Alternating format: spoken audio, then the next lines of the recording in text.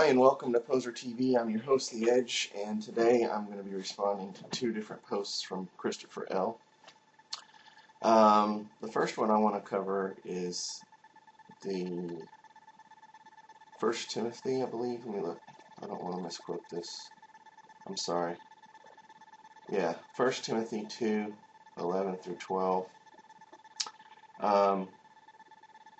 I kind of had to chuckle and laugh a little bit as Chris was recording his video because you could tell it was an uncomfortable video for him, and he really skirted the lines of being controversial, but he did a good job because he ended up just asking questions rather than flatly putting out his opinion.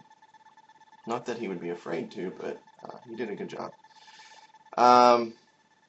I don't know if I'm going to do the same thing or not here. I will tell you that this is a hot button issue in today's climate of political correctness. So, to start off, I want to do something a little bit unconventional and remove the issue of gender and ask some questions from a different point of view. What if the Bible said, everyone with blue eyes, like myself, your role in my kingdom on earth is to be subservient to those with brown eyes. And then people with brown eyes also had their defined role, and people with green eyes had their defined role.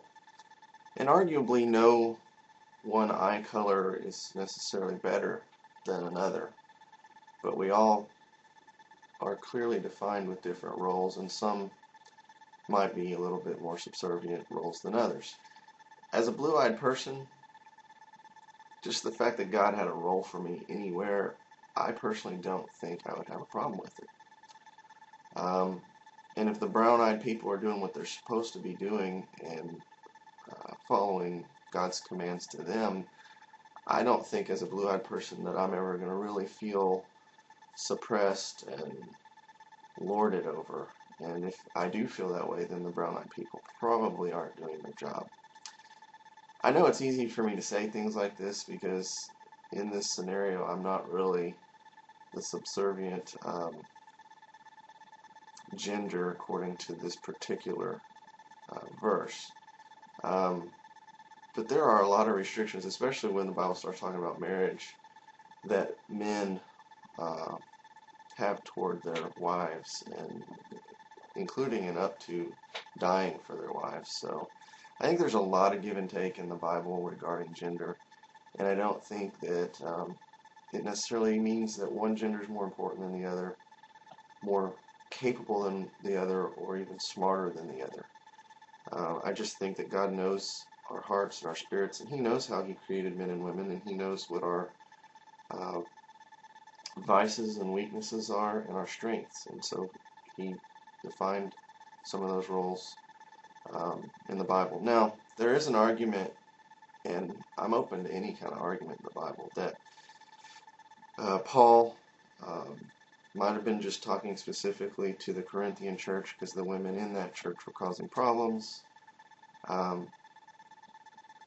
don't know. I think when there's potential for other possibilities, I try to err on the side of caution, biblical caution.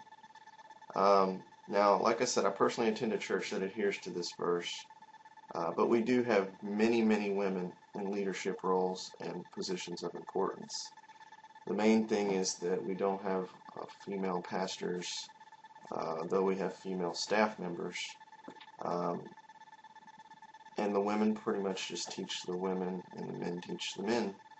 Now, I came from a completely different background. If any of you know anything about the United Methodists, they are known for bucking the system in that regard. From the earliest days of John Wesley, he included women in all sorts of ministry. Would I leave a church if the pastor was a woman? I don't know. I mean, I don't think that this is a big enough issue for that. I would probably leave more so if her ministry was bad and it didn't hit home.